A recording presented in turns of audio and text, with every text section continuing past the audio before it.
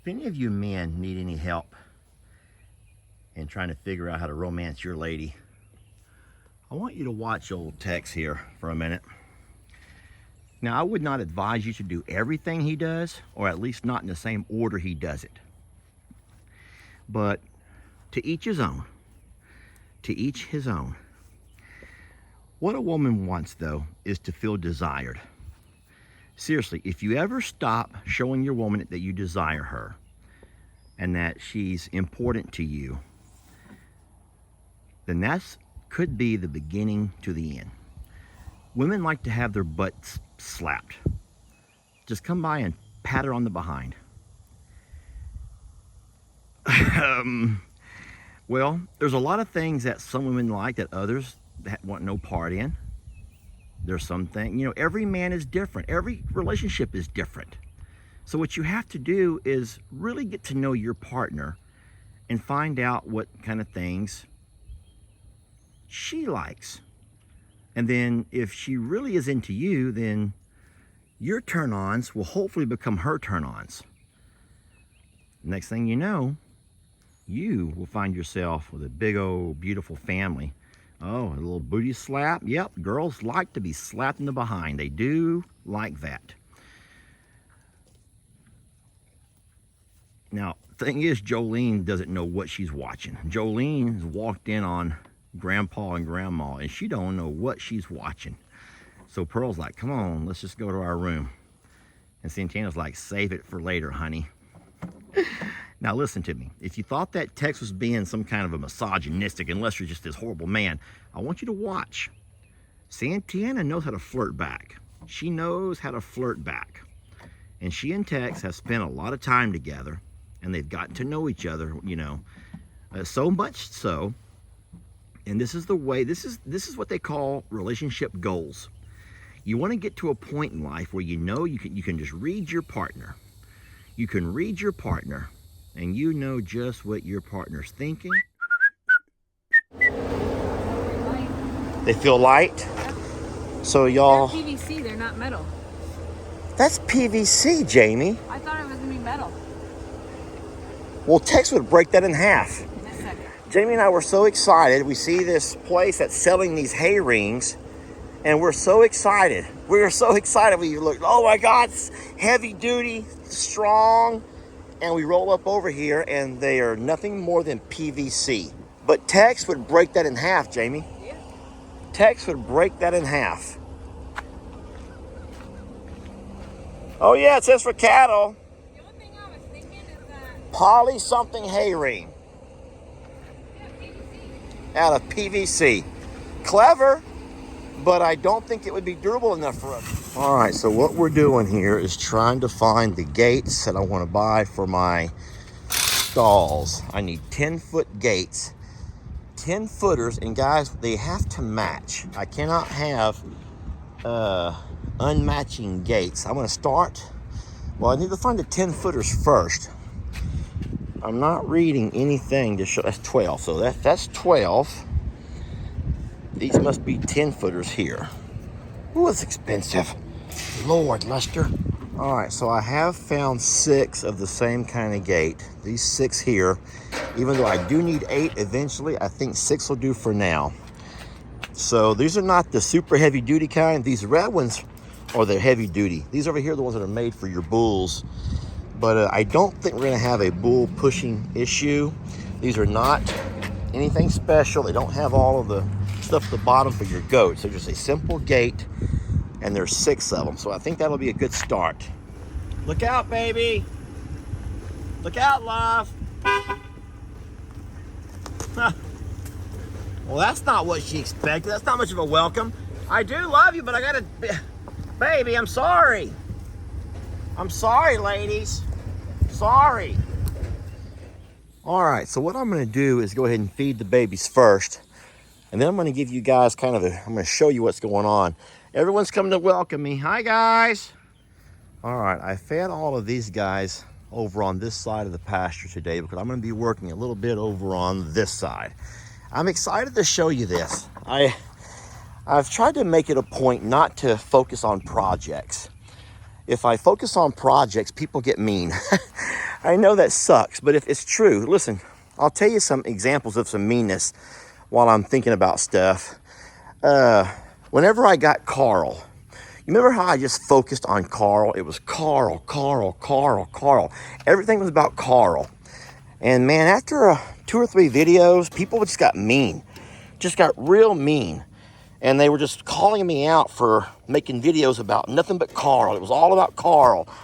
And people were saying, I'm tired of not seeing all the other babies and this and that. But I'll tell you, that's human nature. You get excited about things, and that's what you want to talk about. And then, of course, whenever I started doing my fencing projects over here, I was coming over every day doing some fencing. And it was exciting to see the fences coming along, and you see your progress and things starting to take shape. And I was like making a lot of fencing projects, a lot of fencing videos. And it wasn't long before people began to scream and holler about fences. And so now I realize that I got to be real careful what I video or how much of something that I video as to not upset a bunch of folks, because we don't want to do that. We don't want to upset a bunch of folks. But I also can't help how excited I get about certain things.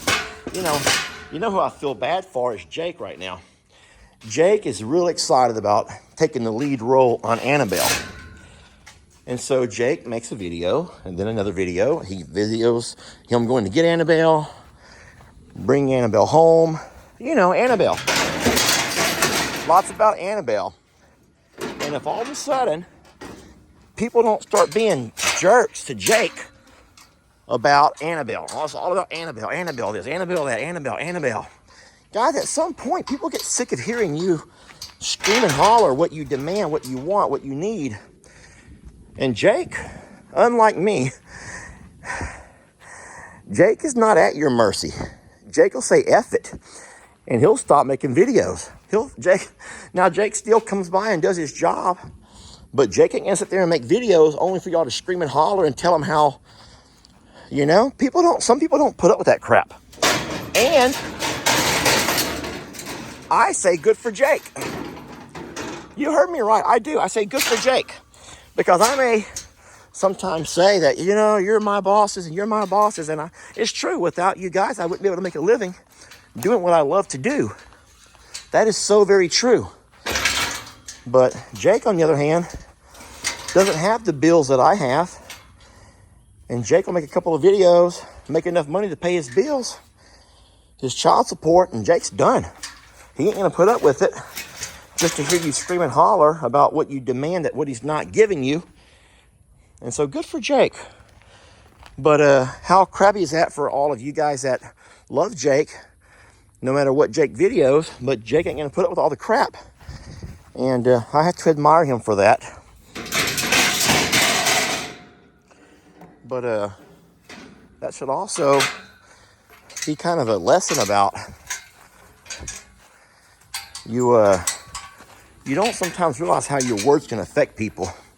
You don't sometimes realize how your words can affect people.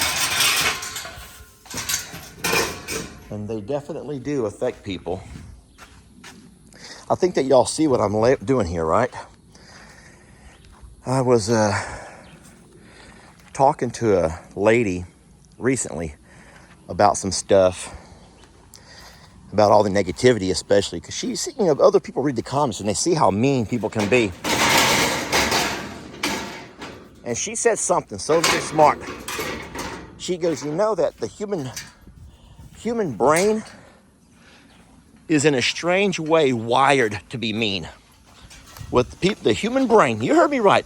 The human brain is wired to be mean, negative, to fearful, to be scared. She goes, how many times have you heard of somebody talking about how, they spend all of their, guys, look what I'm doing. That ain't gonna work. How many times have you passed up a beautiful sunset? You passed up a beautiful sunset. You let a beautiful sunset go to waste. You could spend that sunset with your loved one, but you know what? You let that beautiful sunset go to waste. Yet you drive by and see a couple of people fighting, screaming, hollering in the Walmart parking lot, and you stop and watch. You have a chance to spend some time with a loved one, someone that you deeply care about, and you don't do it. Yet you'll take that same time, and it's kind of like the train wreck analogy. You can't help but watch a train wreck. And she was talking about how negative people are probably not mean, bad people, but what they are people who they haven't been able to reprogram themselves yet. They haven't been able to reprogram themselves. They probably have not had a life circumstance that has affected them so greatly that they take a minute to realize the beauty that life has to offer and to look for the positive things in life. The beautiful, positive things in life. So instead, what they do is they use their time and they still focus on the negative. And so whenever they take a video, for example, like a Lester video or a Jamie video, Jake L.E., my dad, you name it, there's a lot of people that have never taken the time to enjoy the beauty of it, the humor of it, the amazing, blessing that God gifted us with. And instead you look for anything negative you can find to pinpoint, showcase, and highlight. And that's unfortunate because it shouldn't be that way. So I got a couple more to set out for you. And then I will talk about my plan. So what she was saying was real simple. It's a real simple fix, y'all. It's a real simple fix. If you start waking up every morning and taking an assessment of all of the beautiful things in your life, you take an assessment of all of the beautiful things in your life, and you pretend to stack those things up. All of those blessings, you stack those blessings up. And then, every time you start feeling that little negative thing coming on, you start climbing up on those blessings of yours. You start climbing the blessings of yours. And at some point, that becomes your daily routine. That becomes your routine in life. You can reprogram your negative brain to be a positive brain. You can, my friends. You can reprogram your negative brain to be a positive one. It can happen. All right, this is going to be a problem over here. Did not think about this. All right, let me take a moment to stop and think about something for a minute. Okay, so it's obvious to see what I have laid out over here are the stalls that will go to my gate. The gates that will go to my stalls. Okay, and I will have eventually 8 stalls that are all equipped the same way, with the same setup. I'm gonna have a little bit of a difficult time figuring out what to do over here in my feed room, but I'll deal with that later. Let's talk about this over here. Once I teach the cows to go into a stall to eat, let's just pretend this stall over here, for example. I can take any cow and enclose them into a stall, and that would be any of the 8 stalls. And at some point, we'll have a stall for every cow. The horses will have their own spot over there at the garage. I've already talked to you guys about that in a video a while back. If he bumps my truck and breaks a light, guys, it's going to be horrible. He has an itchy. But let's just pretend that I have a cow that I want to load. Let's just pretend that Pearl or Gracie or Jolene come into heat. And I don't want them to get bred. Not by him. But I do have the guy up the road who I've made friends with, Terry. Terry says, yeah, I'll swing on by and drop her off for a week. So Terry has a loading chute. He has an entire corral that is built into his pastures, big old thick heavy gauge metal that he can run his cows into. Look at all of them being mean to that donkey. Baby, I'm sorry, Bev. And he can load that loading corral has a chute. He can run his cows down that chute and load them. Well, we don't have that here. And I don't really think we need to build one here, because I can do the exact same thing with something small like this. Please don't knock that over and hurt yourself, baby. I'm trying to demonstrate something. So watch. Let's just pretend that I want to load Gracie. And so no matter which stall Gracie goes into, no matter which stall she goes into, let's pretend this over here because I'm holding this up. So when I come by and I close Gracie into said stall, so now Gracie's closed into the stall, right? Okay, well, hold on a second. This kind of worries me that they're going to knock one of these gates over. Y'all go, I don't want you to get hurt, okay? So once I have Gracie enclosed into the stall, now there's a lot that I can do with Gracie. If I need to medicate her, that's what I was afraid of, baby. Y'all are going to hurt each other. Please be careful. Dixie, it's going to fall over onto Beverly. Guys, I'm going to have to push that down before someone gets hurt. I will just do this real fast and I'll be right back with you. Y'all have to learn that Daddy's working right now. In saying so, I can't be having you over here getting hurt. So I'm just going to lay these down here. Now, I don't have the kind of chute where I can run their head and pin their head to hold them steady. But that will maybe come with time. But I'm thinking more of the loading system, a loading stall type system. So, sweetheart, you're going to get your foot stuck, baby. Hey, she ripped off a price tag. That's the ticket. You're going to choke on stuff like that. Lord. Sheesh. All right, so let me get back to what I was saying. Hold on. Yeah. Oh, no. No. I don't think they know the gate's open. So we can do a lot of things from inside of a closed stall. The cows are not going to be so close they're going to end up hitting on each other, because they have 10 foot in here, 10 by 10. It's 100 square foot to move around, and they're fine. But here comes the neat part. Let's just say I want to take the same calf or the same bull that I have in this stall, and I want to load them into a trailer. Watch how simple. I will simply open this gate. This will no longer be here. I'll put me a new post that's going to come down right here, and it's going to close. It'll screw under these to hold these in place, and I'll have me a swing gate. I will simply open that gate and run that cow, that calf, or that bull into this area. All right, into this area. I've already told you I'm going to close off my feed room.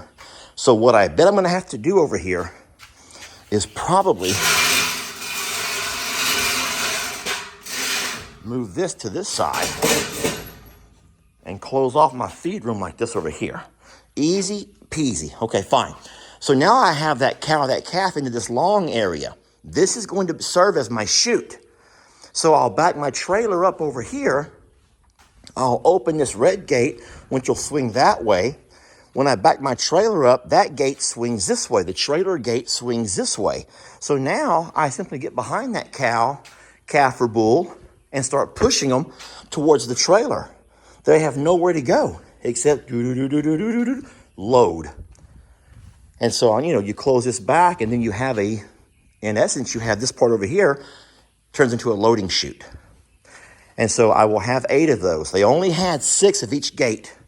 So I could only get 6 for now. But I'm like, that's okay, because I have, hey, what in the world? What happened over here? Oh my God.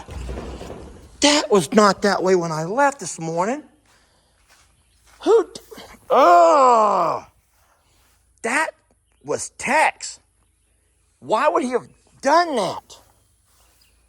What was the point in that? So the hay will not always stay here. That's for sure. And so eventually I'll put the hay, when I buy me a hay stack, a hay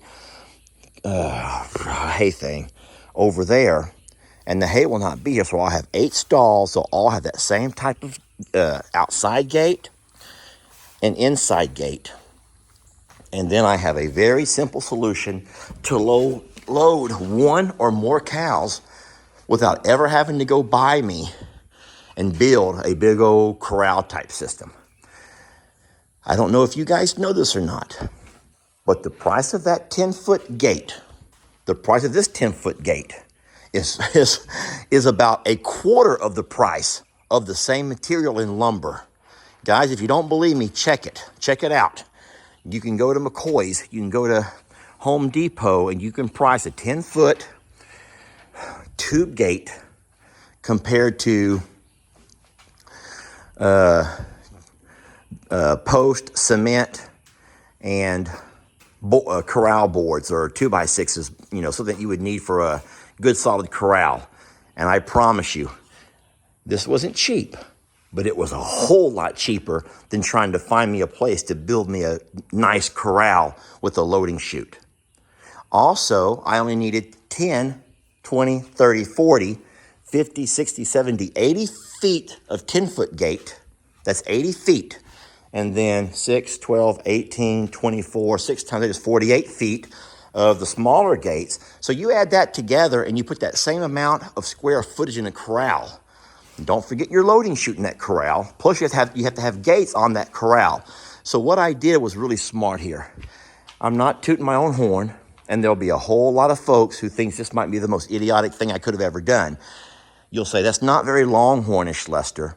Well, I'm going to tell you something. It might not be the most Longhornish thing that you've seen, but it's smart. And this could never have been done if it weren't for very, very smart cows and gentle cows. Gentle is the key word. And so that's key. That right there is key, that our cows are gentle and they're not afraid of their humans. And that allows us to do a whole lot more with them that you could never do with your typical Longhorn herd. Guys, I've rambled on long enough about positivity, about sometimes words can be very hurtful to people, how we have to learn to be more positive in life, and you have to count your blessings, stack them up, and climb your blessings. Every day, climb your blessings. And that sounds kind of dumb, but seriously, climb your blessings. And if you're standing on top of your blessings, you're going to have a whole lot harder time looking at the things in your life that are, or things in other people's lives that are so negative. I know we're hurting. There's a lot of people hurting right now, but there ain't no hurt that you can take worth hurting others. It ain't going to help you none. It ain't going to help you to hurt other people just because you're hurting. I promise you. All right, I'm not going to get off on some rant about kindness. We do that enough. Anyway, this is my system. I'm going to spend this weekend putting this all together. I promise I won't devote as many videos to this process, but I cannot wait to show you how it works. And for everyone who's doubting me, this is the last thing I'm going to say. For everybody who's doubting me, who says it's never going to work, watch. Just watch. Is there something you want to tell me? Is there something you want to tell Daddy? Is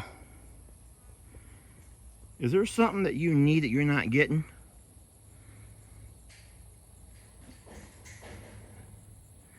Well, y'all know that just a second ago when I come in that barn, that was not there. I missed him doing it. But he's the only one over here, and that roll of hay, what used to be a really nice roll of hay, is now just, well, it's, never mind. I'm just going to drop it. And just like every man, aspires, we one day just want to be able to sit back and watch our grandkids play. Just sit back with your woman and just look at the beauty of life. Look at the really neat things you've created. Count your blessings, everybody. Count your blessings. Keep the woman or the man that you love dear. Let them always know that you're endeared to them. And that they mean something to you. Oh, and don't you let them grandkids come up and get in the way. You make sure you make some time for you and your man. And don't let the grandkids spoil your moment. And if the grandkids insist, then I hope that you have a son or a daughter who's mature enough to say, hey, give mom and dad some time. Let's give mom and dad some time. Don't let your troubles fester. Come watch Longhorn Lester. Yeah, something like that.